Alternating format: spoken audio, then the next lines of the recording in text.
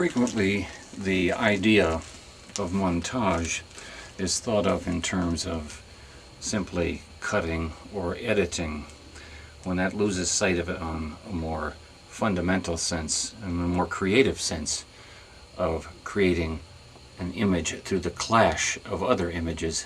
And in the mind of the viewer, it creates a much more heightened sense and grasp of what the director is trying to do. An example of this that everyone is familiar with is in Hitchcock's film Psycho. It would have been one thing to shoot in one take, one long shot, Janet Leigh being stabbed in the shower, but instead Hitchcock has decided to interlard different cuts, one of a shower curtain, one of a knife, one of a screaming face of Janet Leigh, and finally you end up with the blood going down the drain with the water and Janet Leigh's face on the floor. But by interlarding these cuts, Hitchcock has created something far more fundamentally terrifying in the mind of the viewer, and in the sense of the clash of the images that you get, it's far, far more affecting on a viewer's receptivity, on the mind of the viewer when he sees these interlarded images and the clashes they create. The mind of the viewer creates something above merely what the images convey. Another example, Tarantino, when he made Reservoir Dogs, made many attempts at cutting off the ear, the scene where they cut off the policeman's ear. And he said that when they finally use it where you do not actually see the ear being cut off, and instead it was done with a montage, it has a far more powerful effect on the viewer than actually seeing a knife chopping off an ear. So the idea that with montage you create a clash of images, separate images, juxtaposed, that the viewer, through his mind putting together the background of what's happening, you get a much more heightened effect. Another example is in Robert Bresson's Pickpocket, the ballet of the hands, where you see men on a subway and you see the mark walking by these men, and it cuts back and forth from the moving of the hands to the pickpocket actually making the take, to another cut of a transference from one pickpocket's hand to another pickpocket's hand on the subway. And you get the idea of a complete ballet of the hands and the swift movement, and where the mark is never aware of it, and that these pickpockets are actually artists performing, rather than fundamentally taking it in one shot of someone walking by and having his pocket picked. By having Bresson use these multiple images, and it creates a beautiful, literally, a ballet of the hands, and it's much more effective through the combination of these cuts than using something like one long take. It has a far more powerful effect on the mind of the viewer, and it's a great artistic tool in the hands of a gifted director. This is something that you really want to learn to appreciate, and there are many forms of montage. The Russians in particular, when still dealing with silent cinema, had all kinds of theoretical approaches to montage. They had more than 10 at least, and contemporary use of the term montage would nowadays in the Hollywood sense be creative editing, wherein multiple images cause the viewer to see a whole different view than simply recording it in one shot. And in those series of different interlarded shots, the mind of the viewer creates along with the director, so that you get a much more powerful response, visual and mental response, in the viewer than something that would be done in one complete straight take.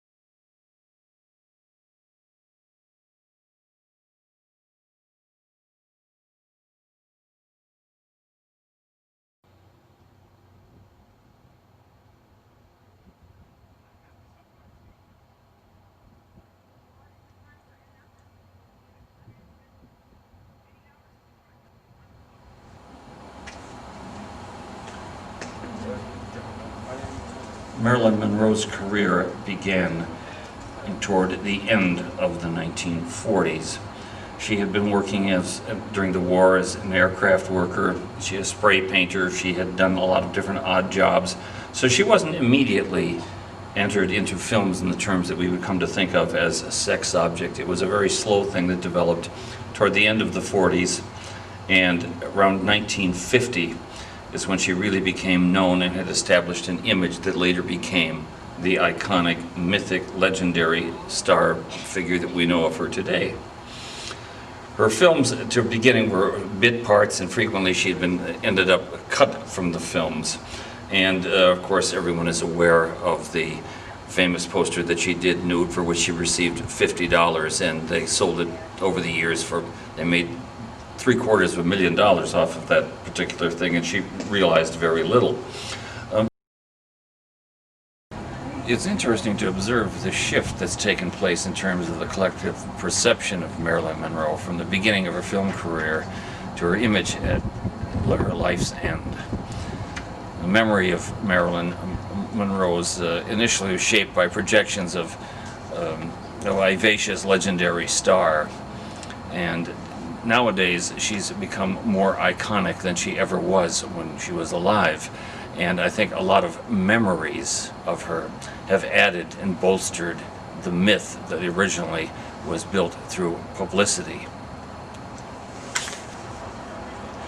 The collective perception of the myth and idea of that particular archetype that became Marilyn represents a 1950s extension of the sexuality, breaking free of the 1930s and 40s confines of, say, a flippant Mae West. In terms of the preceding preponderant type of censorship that had prevailed in the 30s and 40s, the particular sexuality that was really established through Marilyn was much more free than it had been. The confines of, let's just say, prudery had been broken through. So sexuality in American cinema went from the more flippant and more innuendo works expressed by Mae West to the more implicit and more explicit work that you'd see in Marilyn Monroe, particularly in her films Bus Stop, Some Like It Hot, Gentlemen Prefer Blondes, and by the time it came to Misfits, which was her last film, the entire image that had been projected, the myth, the archetype that had been established from Norma Jean Baker to Marilyn Monroe had undergone a complete permutation, and it left the American cinema goers, cinema fans of Marilyn Monroe with an entirely different, lasting impression, and therefore it changed the memories that we had of Marilyn, and the memories further shaped the myth.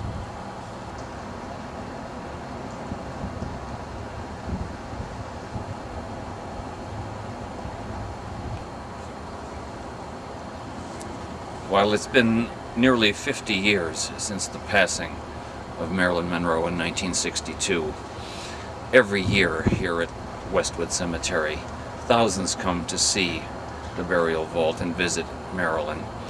And it's very, very touching to see how they relate to her by leaving messages, mementos, letters. And in front of the vault is covered with lipstick kisses from many different women who come to see and visit her. And I thought that while it might seem intrusive and maybe even voyeuristic, it would be very interesting, had it been possible over the years, to form a compilation of all of the letters and all of the thoughts and all of the memories that all of her fans had shared with her. And it would be somewhat of an interesting and very insightful way to understand how her particular legend and how her myth of her particular archetype had been established over the years in the minds of her viewers and through their memories, as well as through her films, and how this has shaped that particular iconic image that we've all come to understand as Marilyn Monroe the phenomenon.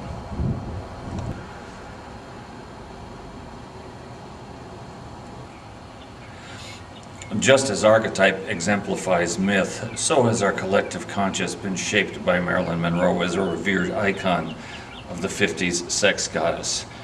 Marilyn Monroe exemplifies how the myth shapes our memory.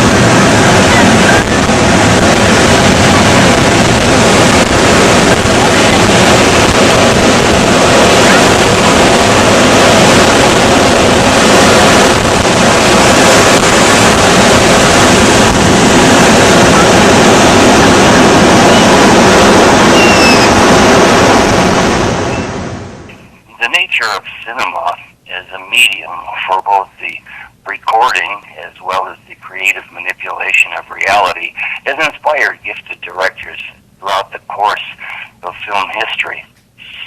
A fascinating overview of the film director's work lies in the scrutiny of his creative approach. Viewing how a director makes choices in extending the narrative, for instance, setting up a scene through organizing techniques, through camera movement, lighting, set design, costumes. This is the particular standpoint of what we call mise-en-scene as a contradistinction to montage, which is the manipulation of time, usually as clash, whereas in mise-en-scene, time is viewed through space and movement in compositional arrangement, the staging of action and the choice of how to photograph it, particularly in terms of as flow, the camera stilo, the camera as a writing instrument, writing with the camera as if it were a pen. So you get a sense of flow through time in a much different way than you get the time being structured through montage or editing. Observe, for instance, in mise-en-scene, how an individual directors use a use of mirrors in their films, how the compositional use of situating three actors within the frame. There's all kinds of various combinations that can be used, and throughout the course of history, studying each individual director's approach to using figures of three actors within the frame. That's always a course of fascinating study.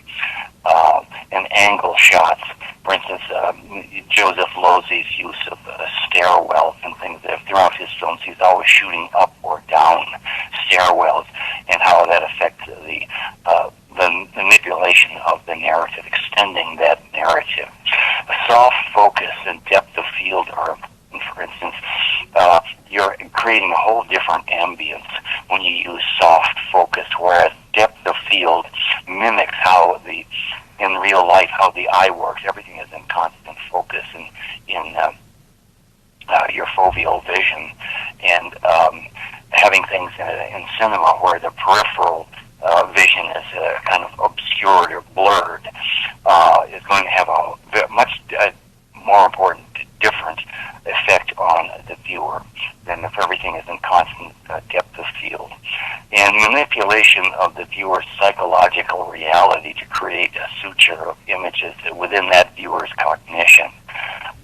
It's as though you are being sutured into a dreamlike ambience, shall we say. You catch the cognitive ability of the viewer to make sense of that by the images by constantly manipulating them through their power of any particular signs that they can connect within their cultural background, within myth, archetype, any of this. The whole worldview of a particular director gets manipulated that way with his particular choices, and that's why he becomes an auteur, or he becomes an author. He has his personal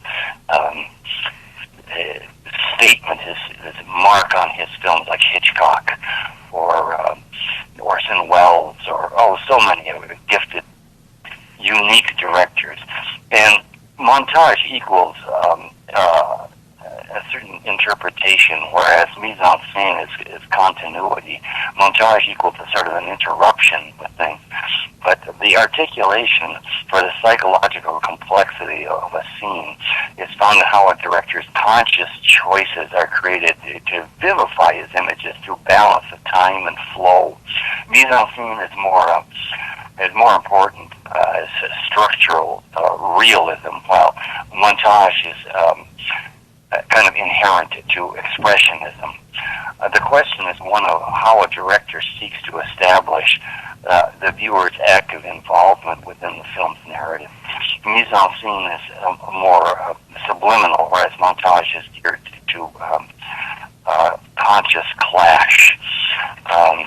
A very brief overview of mise-en-scene could start with a study of its early and inchoate stages, exemplified by the work of F.W. Murnau in silent film, and developed further by Max Ophüls. In the 1920s, cinema was still in its inchoate stages, and everything was still largely based on editing or montage. And through studying the work of Murnau, the rest of the directors throughout both Europe and as well as the United States started to see the significance of being able to have a flow of their images. And this was further detailed in examination in the work of, say, Orson Welles. It reveals how elaboration of the approach reached its articulate sophistication. Citizen Kane and Lady from Shanghai offer good examples of Welles' techniques. Another example would be the study of Mike Nichols' Catch-22. You could contrast and compare, for instance, the work of Welles I'll start that one over again. The work of Welles with Lady from Shanghai or Citizen Kane. The particular flow of images vis-a-vis the work of Mike Nichols and Catch-22. Mike Nichols has said that he was always concerned as basically an actor's director, and for him, making a film was when he got in the editing booth and was doing the editing. And he said that with Catch-22, that was something very different, and he never went back to it. And subsequent study of Catch-22 will reveal the fact that this is much more of a montage film. This subsequent study will reveal that Mike Nichols' Catch-22 is much more of a mise-en-scene approach than montage. It bears reviewing multiple times. There's pure visual gold in that film. It's a film that contains many opportunities to scrutinize the facets of mise-en-scene. In the work of gifted directors, mise-en-scene can be likened to a type of visual poetry. The visual power of mise-en-scene is often overlooked by the subliminal effects on the viewer. Montage is overt. Mise-en-scene tends to be subconscious, work on subconscious perceptive levels. One of the things that will always bear a lot of visual opportunities for learning within cinema is to study on how a particular director views his work in terms of other directors. Let me give an example of that. Orson Welles, who was very, very strong on visual dynamics, but he also knew dramaturgy, like a real master. And yet he said that his most favorite director was Jean Renoir. And if you contrast and compare the work of those two, nothing could be more antithetical. Well, wait a second. Let's start that sentence over again. If you view the work of Orson Welles vis-a-vis the work of Jean Renoir, you'll see that they are very, very different. Whereas Orson Welles seems to be very constantly moving and manipulating his images, Renoir's work seems to be almost static in comparison. And it's amazing on what one director sees in a very different work of another director. So so seeing those two as very, very opposite in their approach to cinema will reveal a lot. Throughout the entire nature of cinematic development in the last 100 years, sophistication, especially with the advances that technology can contribute, but nonetheless it's still a language, and it has its own certain quirks that the different directors exploit. And I think that the French do their arguably difficult seeing of the cinema as a tour policy.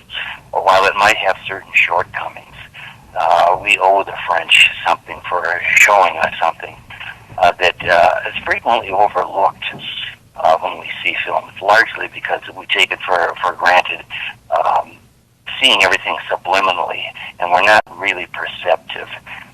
The whole thing is just kind of has become lost through a very negative effect of television. People now see film in terms of wanting to be wanting to be entertained, and manipulation of their consciousness rather than wanting to be perceptive of what they're feeling. And by further refining the way that you go about looking at cinema, especially in terms of montage versus mise-en-scene, it's going to give you a whole different background for appreciating different directors. And the more you proceed to pursue that, the more that it's really a great gift that we have learned to how to see films more properly. And the French have shown us just how to do that. The camera writes, the images flow, the director's world unfolds. Mise-en-Scene is the director's eye guiding us through the labyrinth of his creation.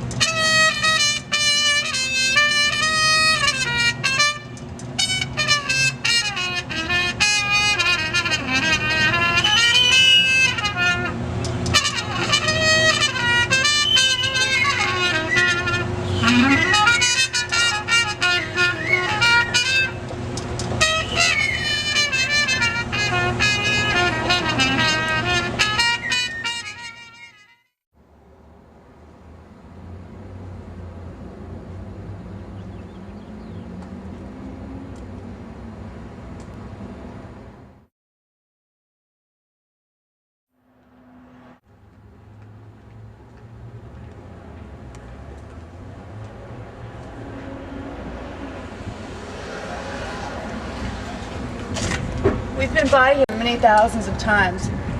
I think I know where we're going. Lily Marlene, right? We're as good as there already.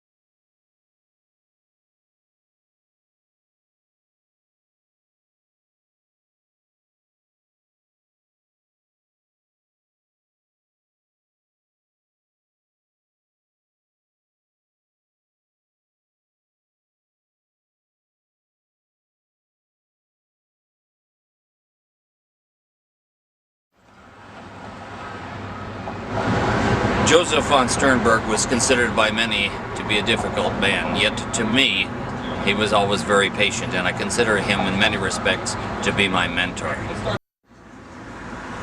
So, you told me you had a story you wanted to tell me. So let's go. Tell me.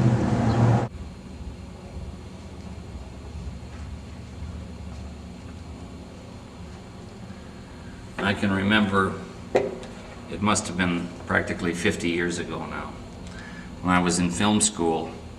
I mentioned it to the instructor that I really liked the films of Joseph von Sternberg. And I said, I think they have a lot of ambience. And I remember the instructor gave me a kind of a dirty look, practically with a snarl, and he said, ambience? That's some kind of a new word. With the advent of sound, the language of cinema met with a new challenge. The ability to enhance the visual image with dialogue, music, and natural sound meant freedom to expand from the limits of simple cutting as well as effects through montage. The strength of a director's images could now be augmented with sound for the enhancement of atmosphere. Two key elements in the establishment of atmosphere find their antecedents in terms from painting. Chiaroscuro and sfumato. Joseph von Sternberg was adept at both. Chiaroscuro is the dynamization of space through the graduation of lighting so as to create a mosaic of light. It's the interplay of layering of white to gray to black that keeps the eye working to process the image. Sfumato is the Italian term for smoke. Use of mists, clouds, or fog create a murky effect to lend a sense of ambience to a scene. Has the scene been set up to shoot a night scene? Yes, the scene is all ready to shoot.